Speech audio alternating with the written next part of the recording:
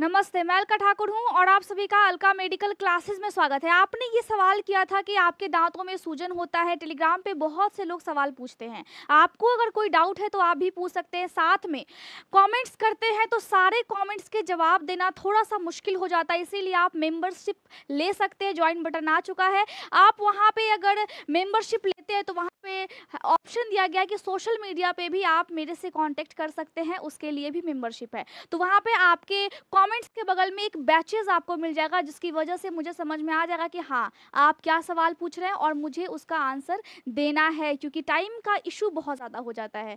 तो इसीलिए मैं आपको हमेशा बोलती हूँ और आज भी बोलूँगी कि कोई भी तकलीफ होता है आप आसानी से पूछ सकते हैं, सवाल कर सकते हैं। तो आपने ये पूछा था कि दांतों में तकलीफ होती है, दांतों में पाइरिया का कंडीशन है या फिर दांतों में प्लेग जम जाता है, दांतों से खून आना, मसूड़ों से खून आना, मसूड़ों में सूजन होना, सारा तकलीफ है। तो हम क्या करेंगे, हम एक नेचुरली छोटा सा चीज करके अपने दांतों की रक्षा कर सकते हैं, दांतों को स्वस्थ और हेल्दी बना सकते हैं। क्योंकि आजकल के जो कोलगेट होते हैं उसकी वजह से दांतों का जो कैल्शियम है वो फिर खत्म होने लगता है। भले ही उस पर लिखा हुआ है कि कैल्शियम आपके दांतों पे और ज्यादा बनेगा, एनामेल आपके दांतों पे और ज्यादा चढ़ेगा, दांत आपके मजबूत होंगे, लेकिन ऐसा होता कुछ नहीं है।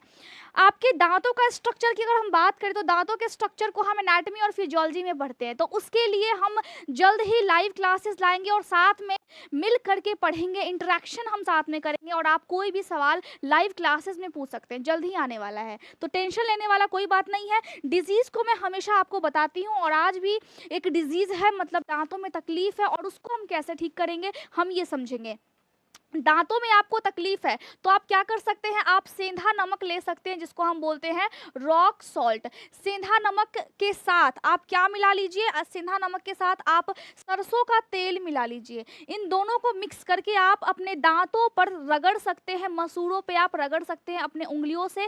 रात में आप ऐसा कर सकते हैं सोने से पहले या फिर सुबह में ब्रश करने के बाद नीम के दातुन से आप अपने दांतों को ब्रश करें ताकि वो मजबूत हो, मुंह से बदबू ना आए। क्योंकि मैंने आपको बता दिया था कि नीम का दातुन हमारे दांतों के लिए क्यों अच्छा है। सेंधा नमक के ऊपर भी मैंने ऑलरेडी बहुत ही अच्छे से डिटेल से वीडियो बनाया हुआ है, तो आप जा करके उस वीडियो को भी देख सकते हैं। दांत में तकलीफ है, दांत में पायरिया का कंडीशन है या फिर वहां पे खून आता है, मसूड़ों में सूजन है, सारे तकलीफों में आप सेंधा नमक के साथ सरसों तेल को मिला करके अपने मसूड़ों पे मालिश कर सकते हैं। अगर सेंधा नमक नहीं है तो आप क्या कर सकते हैं, सरसों तेल के साथ आप हल्दी को मिक्स करके अपने दांतों पे रगड़ सकते हैं, ये भी बहुत ही अच्छा होगा आपके दांत के लिए। और स्पेशली हल्दी के बारे में भी मैं ऑलरेडी डिटेल में आपको बता चुकी हूँ, एक बार मैं फिर से बता देती हूँ कि हल्दी के पास क्या है, एंटी इन्फ्लामेटरी गुण होते हैं। अब ये गुण का मतलब क्या है कि कहीं भी बॉडी में सूजन है, अब दांत की बात कर रहे हैं तो दांत में सूजन है उसको ये खत्म कर देती है।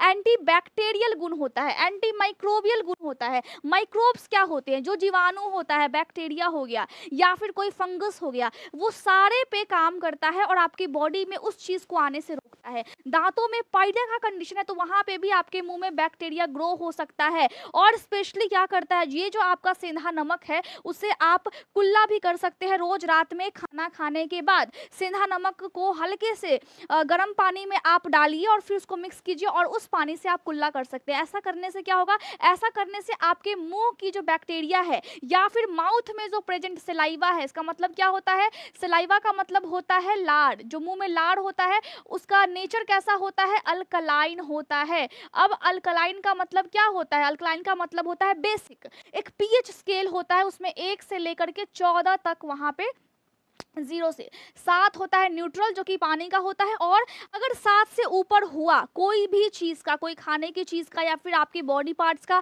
आपके स्किन का, अगर उसका पीएच 7 से ऊपर होता है तो वो बेसिक होगा या फिर अल्कलाइन होगा, दोनों का मतलब सेम होता है। 7 से अगर नीचे होगा तो वो एसिडिक होगा या फिर कह लीजिए हिंदी में अम्लीय होगा, और 7 से ऊपर होगा तो वो क्षारीय होगा। तो इस कंडीशन में मुंह के लार का जो पीएच होता है वो हल्का सा अल्कलाइन होता है, यानी कि बेसिक होता है। और और हिंदी में समझे तो वो क्षारीय होता है। तो यहाँ पे आपके मुंह के लार के पीएच को मेंटेन कौन करता है? सेंधा नमक वाला पानी, जो कि आपके दांतों को अच्छे तरीके से प्रोटेक्शन देता है और उसको नष्ट होने नहीं देता है। वहां पे कोई भी बैक्टीरिया ग्रो आसानी से नहीं कर पाएगी जब तक वो ज्यादा पावरफुल ना हो। तब तक आप ब्रश करते हैं, ब्रश में भी बैक्टीरिया होता है जिसकी वजह से आपके दांत टाइम से पहले पीले हो जाते हैं, टाइम से पहले वो वीक हो जाते हैं, ऐसा होता है। तो आप ब्रश को चेंज कर ले टाइम टू टाइम, ताकि आपके दांत में कोई बैक्टीरिया ब्रश के माध्यम से ना आ जाए। आपके मुंह में बहुत सारे प्रॉब्लम्स हो जाती है, किसी को लार ज्यादा बनता है, किसी को लार कम बनता है, तो सारे कंडीशन होते हैं। उस कंडीशन में आपको देखना है, उस कंडीशन को आपको समझना है। आपके पास कोई भी पेशेंट आ सकता है, दांतों में दर्द होता है, अचानक से दांत में दर्द होना शुरू हो गया है, तो आप अदरक को दांत के बीच में रख सकते हैं, उसके रस को आप धीरे धीरे करके आप उसके रस का टेस्ट ले सकते हैं, जिसकी वजह से दांतों का दर्द जो कि अचानक से हुआ है वो फिर खत्म हो जाता है। उसमें भी एंटी इंफ्लामेटरी गुण होता है।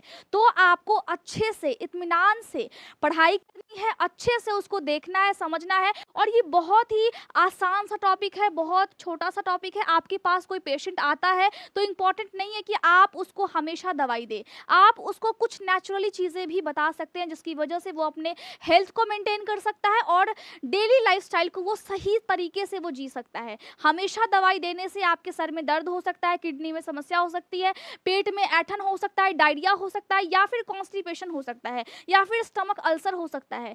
हमेशा याद रखें कि गैस्ट्रिक प्रॉब्लम जो होते हैं वो ज़्यादा हो जाते हैं अगर आप एलोपैथी की मेडिसिन देते हैं किसी को भी, तो या फिर अगर किसी के बॉडी में लगता है कि उनको देना चाहिए तो फिर आप उस मेडिसिन को दें।